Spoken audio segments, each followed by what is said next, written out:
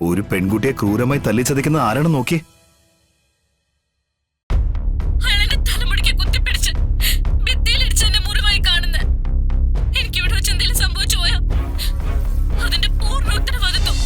ഇപ്പോഴും അവൾക്ക് അവളുടെ മോന്റെ കാര്യമാണ് മുഖ്യം. മുഖം അടക്കം പൊട്ടി ചോര ഒലിച്ച് നിൽക്കുന്ന ആ പെണ്ണിന്റെ കാര്യത്തിൽ അവൾക്ക് ഒന്നും പറയാനില്ല. എല്ലാ തള്ളമാരുടെയും കാര്യം ഇങ്ങനെയൊക്കെ തന്നെ അടി. എത്ര വലിയ തെറ്റ് ചെയ്താലും ശരി, അവര് മക്കളെ സപ്പോർട്ട് ചെയ്ത് സംസാരിക്കൂ. അല്ലാതെ അത് തെറ്റാണ്, ഇനി ആ തെറ്റ് നീ ചെയ്യരുത് എന്ന് മാത്രം പറയില്ല. അതിന്റെ ഫലം എന്താ? മക്കള് വീണ്ടും വീണ്ടും തെറ്റുകൾ ചെയ്തുകൊണ്ടേയിരിക്കും. എന്നിട്ട് ഈ പോലീസുകാരുടെ കൈക്ക് പണി ഉണ്ടാക്കാൻ വേണ്ടിട്ട് ഇതുപോലെയുള്ള വയ്യാവേലികളൊക്കെ വലിച്ച് തലയെ കയറ്റി വയ്ക്കുകയും ചെയ്യും. ഇതോടുകൂടി അവൻ നന്നാവണം. ചെറുപ്പത്തിലെ അടിച്ചു വളർത്താത്തതിന്റെ ഒരു കുറവ് അവനുണ്ട്, അതങ്ങ് മാറണം. അതിന് അവനെ ഇനി ആ പോലീസുകാർ തന്നെ അടിച്ച് നന്നാക്കട്ടെ.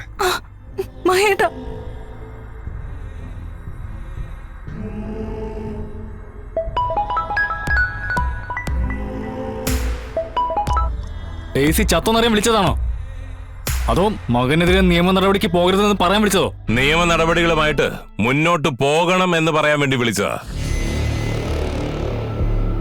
നിങ്ങൾക്കറിയാലോ, എന്റെ മകനെ ഞാൻ പണ്ടേ നടതള്ളിയതാ. നിങ്ങളുടെ പെങ്ങളെയാ അവൻ കൊല്ലാക്കൊല ചെയ്തിരിക്കുന്നത്. ഞാൻ അവളെ എന്റെ മരുമകളുടെ സ്ഥാനത്ത് കണ്ടുപോയതാ. അവൻ അങ്ങനെ കാണാൻ സാധിക്കുന്നില്ലെങ്കിൽ പിന്നെ അവന്റെ സ്ഥാനം അങ്ങ് ജയിലില്ല. അച്ഛനമ്മമാർക്ക് സംരക്ഷണം നൽകുന്ന മക്കളാണ് പുറത്ത് നിൽക്കേണ്ടത്. അല്ലാത്തവന്മാരൊക്കെ അങ്ങ് അകത്ത് കിടക്കുന്നത് തന്നെയാ നല്ലത്. നിങ്ങളൊരു അച്ഛൻ തന്നെയാണോ? എനിക്ക് പറയാനുള്ളത് ഇത്രയേ ഉള്ളൂ. നിങ്ങള് ഒരു സ്വകാര്യ അന്യായം ഫയൽ ചെയ്യണം. ശിവനെതിരെ ഏത് കോടതിയിലും ഞാൻ വന്ന് സാക്ഷി പറഞ്ഞോളാം. ദുഷ്ടനാണ് നിങ്ങൾ. മകന്റെ നാശം കാണാൻ ആഗ്രഹിച്ച് നടക്കുന്ന സ്നേഹമില്ലാത്ത അച്ഛൻ. നിങ്ങൾ അവനെ ജയിലിൽ കയറ്റാനല്ലേ ശ്രമിക്കുന്നത്? ഞാനേ എന്റെ ഈശ്വരന്മാരെ വിളിച്ച് അവനെ ജയിലിൽ കയറ്റാതിരിക്കാൻ നോക്കിക്കോളാം. ആരുമില്ലാത്തവർക്ക് ദൈവം തന്നെ എത്തണം. എടി, ഇത് അവൻ അർഹിക്കുന്ന ശിക്ഷയാ. ഇതിലെങ്കിലും അവൻ നന്നാവണേ എന്ന് പ്രാർത്ഥിക്കടി. മഹിട,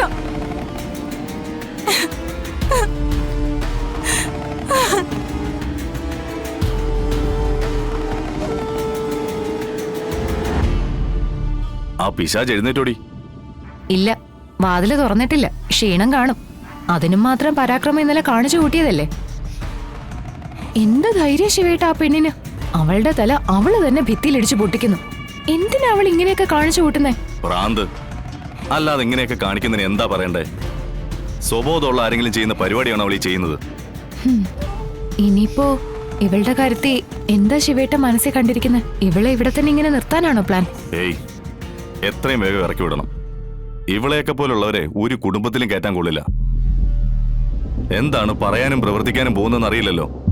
പിന്നെ അതുമാത്രമല്ല, എന്നെ തോപ്പിക്കാൻ വേണ്ടി എന്ത് കുരുട്ട് ബുദ്ധിയും പ്രയോഗിക്കാൻ മടിക്കാത്തോളാ. ചിലപ്പോ ചാകാൻ വരെ ശ്രമിച്ചെന്നിരിക്കും. എന്റെ പേരെഴുതി വെച്ചിട്ട് എന്തെങ്കിലും കടുങ്കൈ കാണിച്ചാ ഞാൻ പിന്നെ കേസും ജയിലോട്ടൊക്കെ നടക്കേണ്ടി വരില്ലേ? അതുകൊണ്ട് നല്ല രീതിയിൽ പറഞ്ഞ് ഇറക്കി വിടാൻ പറ്റുമെന്ന് തോന്നുന്നില്ല. ബലം പ്രയോഗിച്ചെങ്കിൽ ബലം പ്രയോഗിച്ച് ഇറക്കി വിട്ടേ പറ്റൂ. ഞാനെന്തായാലും പോയിട്ട് വരാം. പറഞ്ഞു വിടാൻ പറ്റുമെങ്കിൽ നീ പറഞ്ഞു വിട്.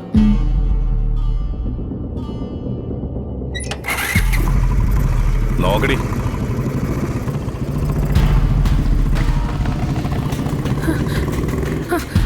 ചന്ദ്രേ, അവള് പണി പറ്റിച്ചല്ലോ ചന്ദ്രേ. കണ്ടില്ലേ, അവള് സ്വന്തമായിട്ട് തലയിടിച്ച് പൊട്ടിച്ചിട്ട് എല്ലാം ചെയ്തത് ശിവനാണെന്നും പറഞ്ഞ് അവളത് വീഡിയോ പോസ്റ്റ് ചെയ്തിരിക്കുക.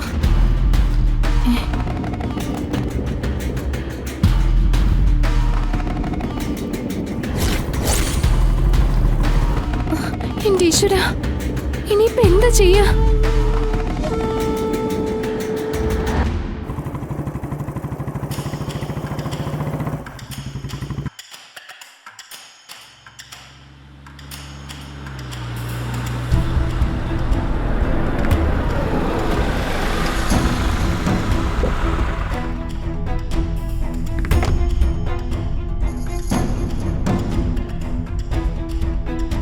മാഡം,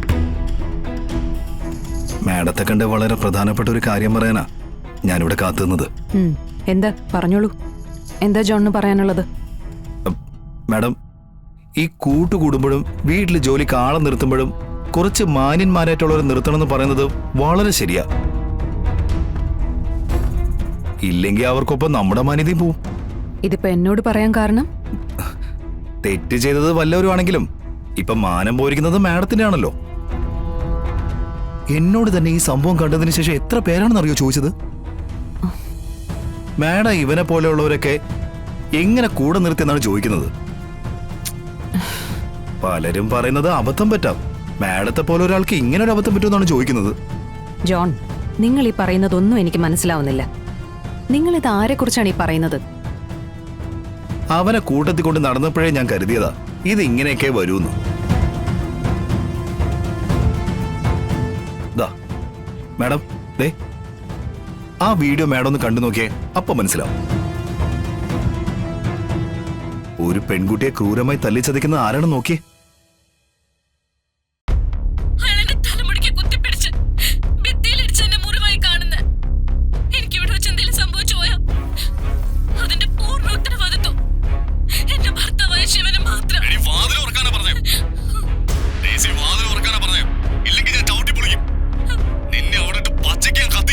എന്ത് സാഡിച്ചാണ് മാഡം അവൻ. കളക്ടർ ശാലിനി വിഷ്ണുവിനെ വരെ അയാൾ വലയിലാക്കി കഴിഞ്ഞു.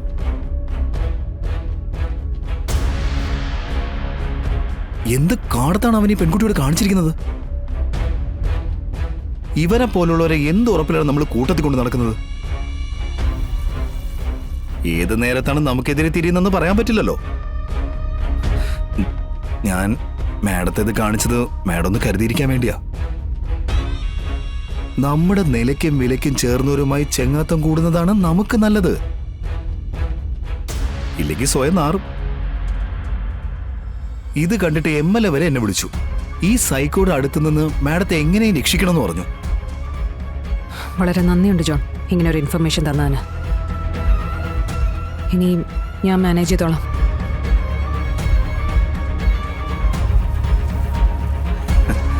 സംഗതി ഏറ്റിട്ടുണ്ടെന്നാ തോന്നുന്നത്.